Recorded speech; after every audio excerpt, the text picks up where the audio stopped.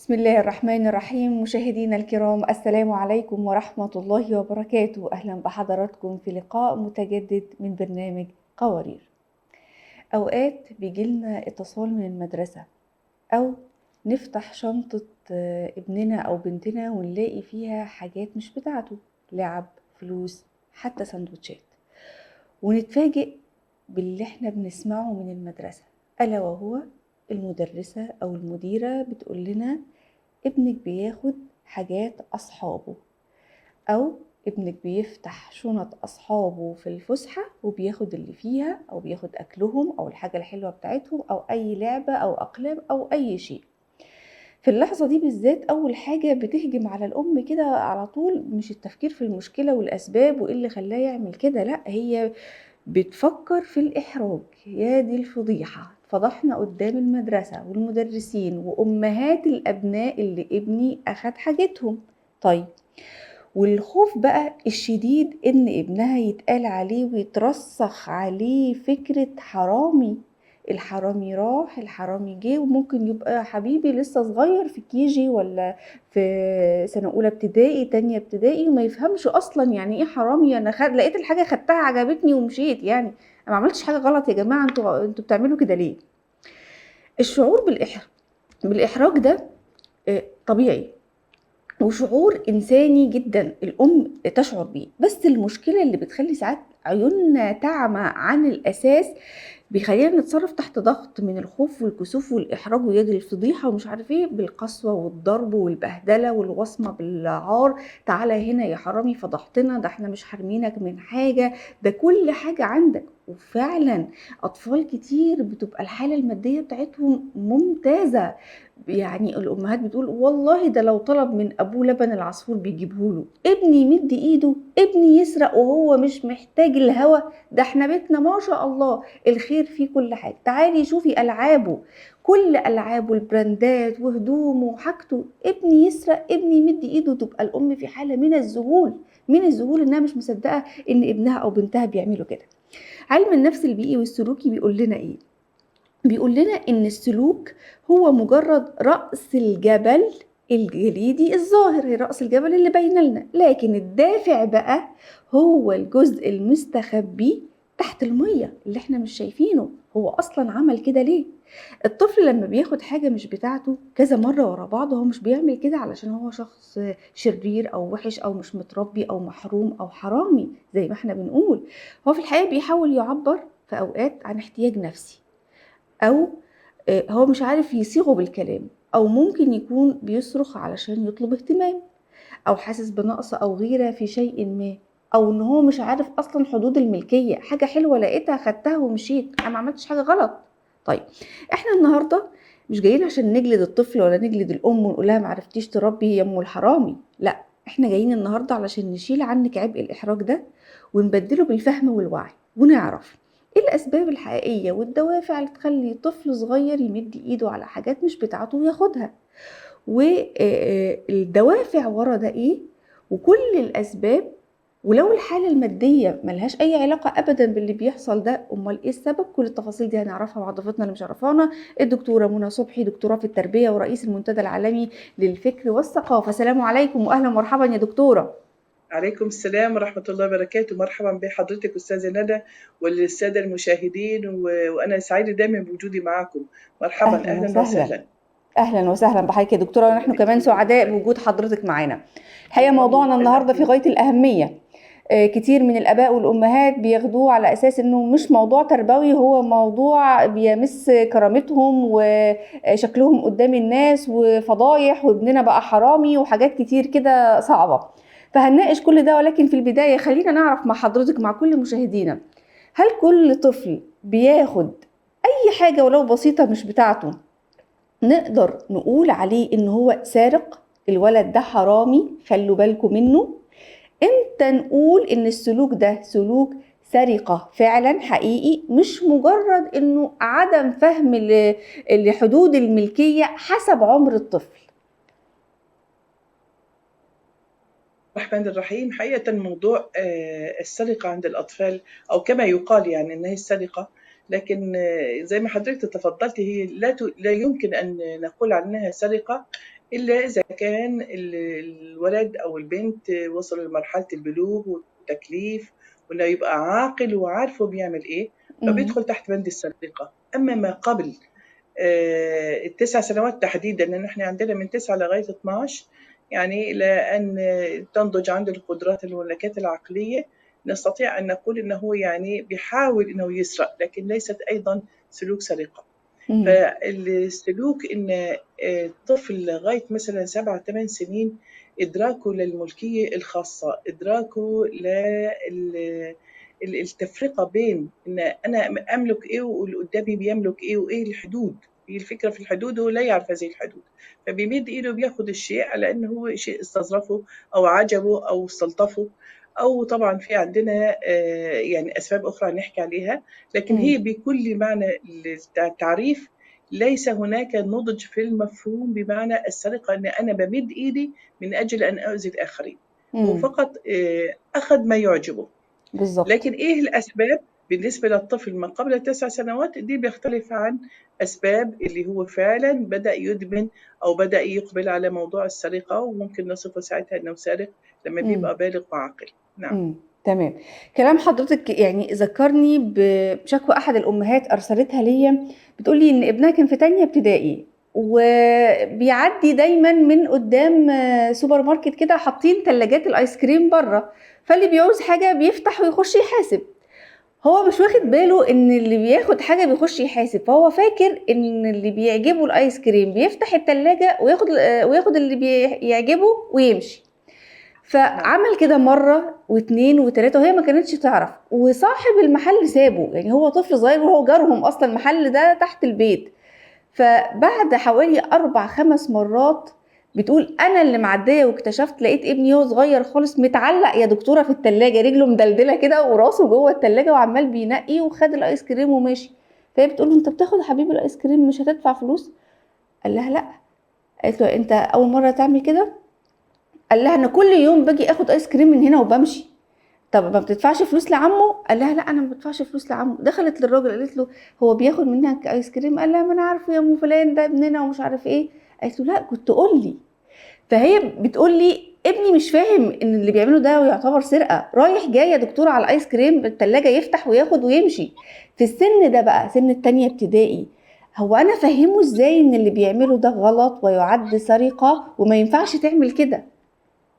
بالضبط. يبقى هي الفكرة إن الأم الأول تشيل من يعني تفكيرها إن ابنها سارق.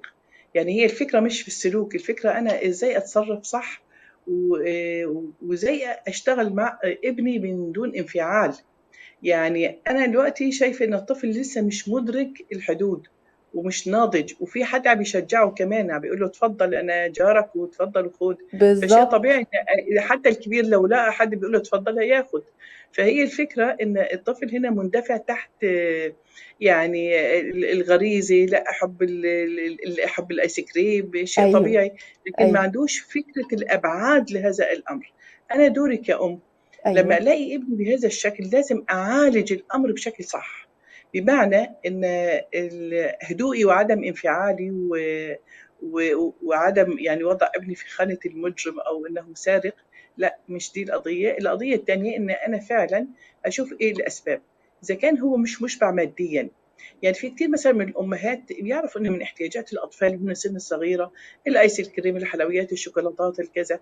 فأحيانا كتير إحنا ما بناخدش بالنا إن ده احتياج. امم. فأنا لما ما بشبعش هذا الاحتياج بشكل أو بآخر، ممكن يندفع الطفل تحت عدم إدراكه وتمييزه للحدود بين ملكيته وملكية الآخرين. هو عايز يشبع احتياج عنده، فأنا لازم أشوف هذا الاحتياج المادي وأحاول على قدر الإمكان ألبيه بشكل منطقي وبشكل معقول. امم. والنقطة الثانية إن إحنا عندنا عشان نعلم الأطفال النضج وندربهم على القيم، لازم نبدأ مع أولادنا في سن صغيرة نعرفهم اه. الحدود الملكية عن طريق القصص. يعني أنا أذكر مثلا كان عندي أحد أولادي، بنتي تقريبا كانت صغيرة، كانت نفس الشيء يعني يعني بشوف في الحقيبة المدرسية لاقي في أقلام زيادة، لاقي في امم. امم. يعني في بعض الأدوات أنا ما حطيتها. فأنا أدركت إن البنت هي اللي بتشوفه لطيف أو مش عندها بتجيبه، على الرغم ان ايوه هي مش محرومه وعندها. خلاص بالظبط، يبقى هنناقشها دي نقطه بالتفصيل. اه. الاحتياجات مشبعه. ايوه هي امم. يبقى هنا نقطه الاحتياجات مشبعه. طيب ليه هي بتاخد الحاجه؟ هي شافتها لطيفه، لفتت انتباهها ايوه وشافتها نظريه عجبتني. وحبت ان هي تكوم عندها، بدل ما يبقى عندها 3 آلام مثلا او قلمين، لا صار 6 7 بتعدهم ماسكاهم في ايديها مبسوطه ان معها عدد. فانا رحت اشتريت لها رزمه اقلام ورزمه محايات ورزمه فهي انبسطت، ما عادش بتجيب. بس مع هذا الإشباع يبقى في حكايات، امم. إن زي تدريب حتى عملي. نحكي الحكاية إن أنا مثلا القطة أو البطة أو أمها عضتها كذا، فهي لما أخذت يعني نصيب أختها أو كذا، فده شيء مش كويس. وباخدها فعلا، يعني طبعا عالم الحيوان ده بالنسبة للأطفال عالم مغري إن فعلا تتعلم منه.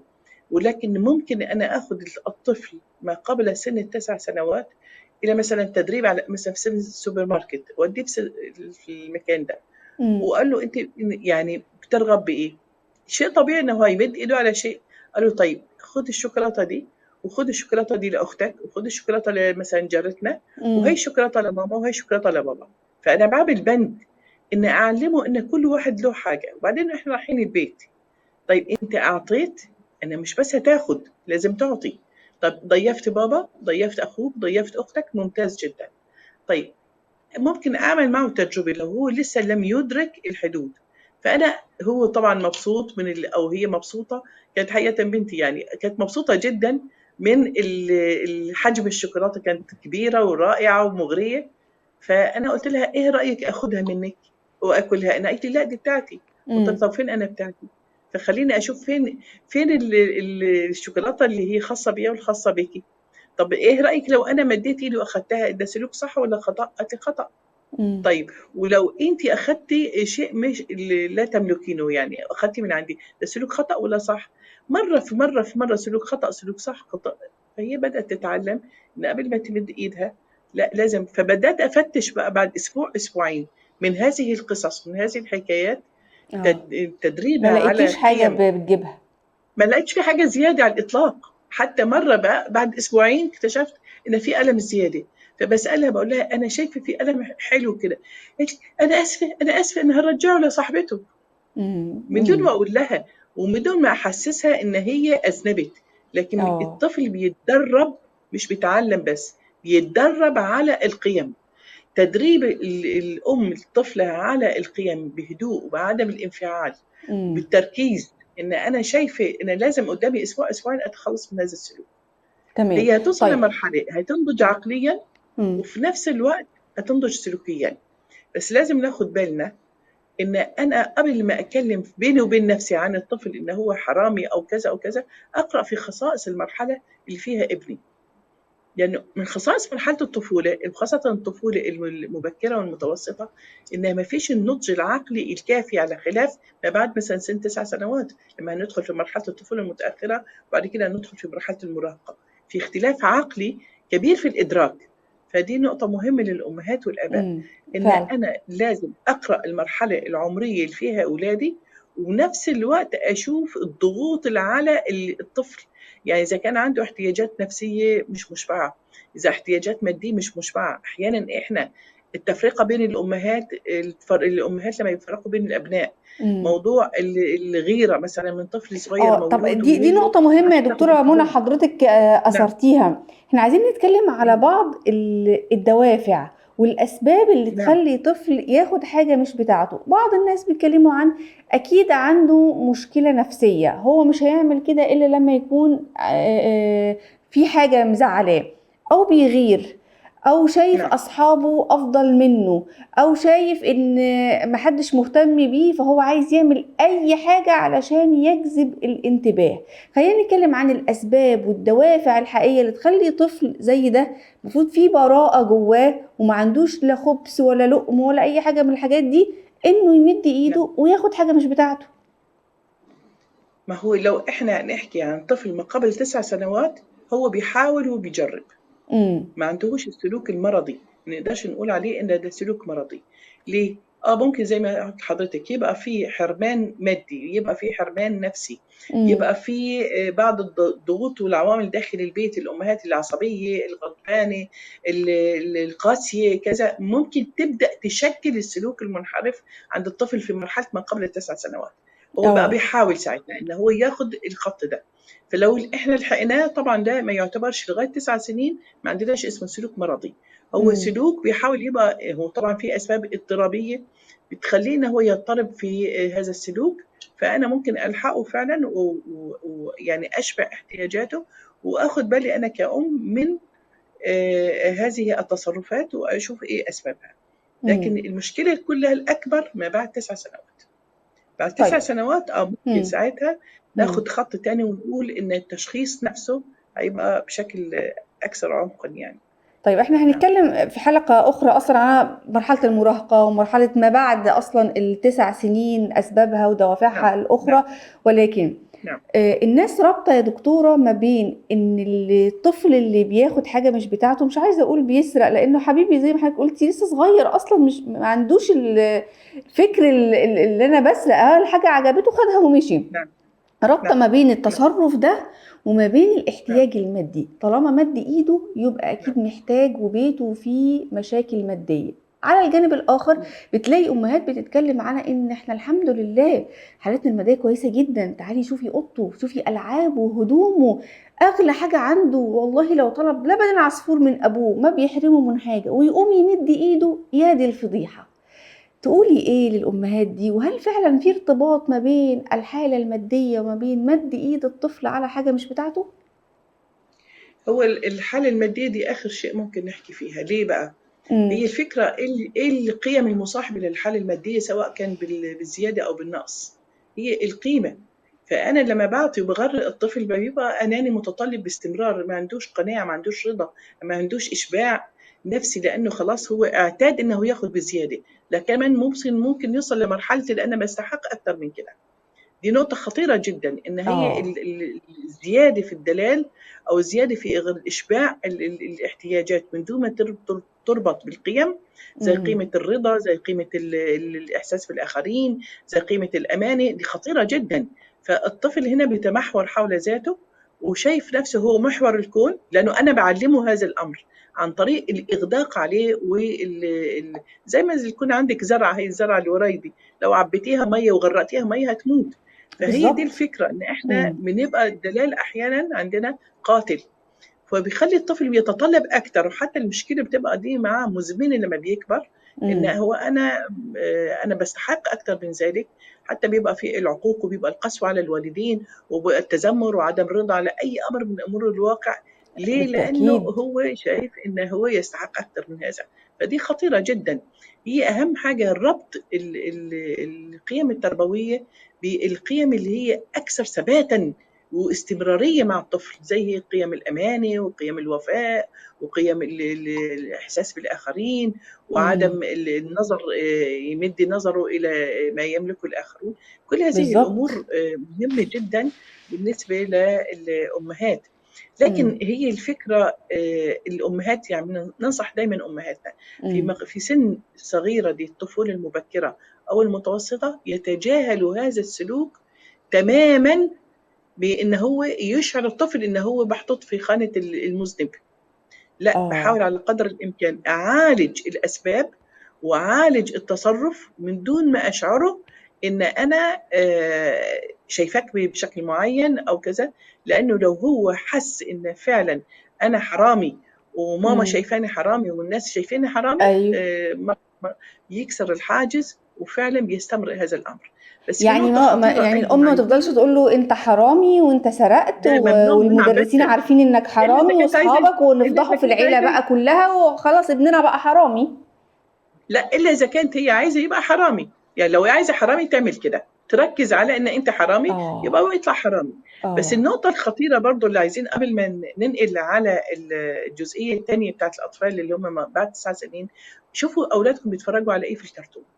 امم. كتير جدا من الافلام الكرتوني اللي هي بتبث السلوكيات الخاطئه، واحنا مش منتبهين، ده بيضحكوا، ده بيلعبوا، ده مبسوطين، ده كذا. في كتير جدا من الكرتون التجاري خاصة اللي هو بيصدر القيم، انا اسف مش القيم، السلوكيات الخاطئة مم. على انها ايوه قيم لابد تزرع في الطفل. يعني الشطارة ان هو صاحبه هو ماشي يروح ساحب حاجة من وراه، كان زي بتوع ايوه المقالب او اللي ايوه بيعمل حاجة زي كده. تترسخ عند الطفل من سن صغيرة إن الشطارة إنه ياخد حاجة مش بتاعته، إن ده قدر يتحايل، والمسكين التاني عبيط وما انتبهش، وده بالظبط. اللي فاز وأكل التورتة وعمل وسوى. أنا بشوف مم. أحيانا بعض الأفلام الكرتون عشان أقيمها بلاقي فيها هذه السموم القاتلة لسن سنتين وثلاثة وأربعة. هو بيشكل عقلية وبيشكل سلوكيات احنا ما نشعرش كأمهات وآباء حاطينهم عشان نشتغل ولا عشان نعمل أي حاجة، وهو بيكتسب سلوكيات ضارة مع أفكار ضارة. مم. فخطير جدا موضوع يعني بالتأكيد. إذا كنا عايزين نربي ولادنا صح مم. نقفل عليهم تماما موضوع الكرتون ده. نعم. طيب، احنا مازال معانا محاور كتير مهمة، أبرزها يعني السن ما بعد كده اللي هو أصعب شوية. يعني ايه الاسباب برضو اللي بتدفعهم لكده، ايه العلامات اللي تخليني اشعر فعلا ان ابني او بنتي مقدمين او بيتصرفوا التصرفات دي، وطبعا امتى نلجأ لمتخصص نفسي لان الامر اصبح يعني متجذر فيه كتير من التفاصيل ان شاء الله هنعرفها مع حضرتك في حلقتنا القادمة. بشكرك جزيل الشكر دكتورة منى صبحي، دكتوراه في التربية ورئيس المنتدى العالمي للفكر والثقافة. شكرا جزيلا لحضرتك. والحقيقة حابة أقول لكل أب وأم بيسمعونا النهاردة، النظرة اللي بتشوفوا بيها المشكلة هي اللي بتحدد بعد كده طريقة العلاج. لما يجيلكم كلام من المدرسة أو تلاحظوا السلوك ده موجود في البيت، رد فعلنا هو الأساس. يعني حطوا مشاعر الإحراج والفضيحة ويا لهوي والناس هيقولوا علينا إيه ومش عرفنا نربي ابننا، دي حطوها على جنب خالص، ملناش دعوة. احنا أهم حاجة ابننا أو بنتنا محتاجين الأمان والاحتواء علشان نشوف إيه الدوافع وإيه الأسباب علشان نقدر نعالجها. ندعو الله سبحانه وتعالى بالهداية والصلاح لكل أبنائنا وبناتنا يا رب العالمين. انتهت حلقة قوارير اليوم، وإلى أن نلقاكم نترككم في رعاية الله وأمنه، والسلام عليكم ورحمة الله وبركاته.